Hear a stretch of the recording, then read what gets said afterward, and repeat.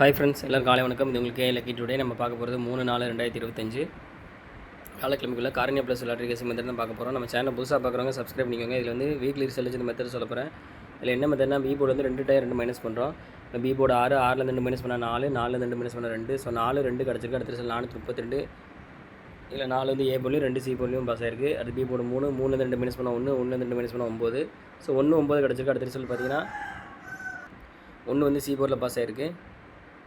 அடுத்து B board 0, 0லேருந்து 2 minus பண்ண 8, 8லேருந்து 2 minus பண்ண 6, அடுத்த ரிசல்ட் 356. இதில் 6 வந்து சி போர்டில் வந்திருக்கு.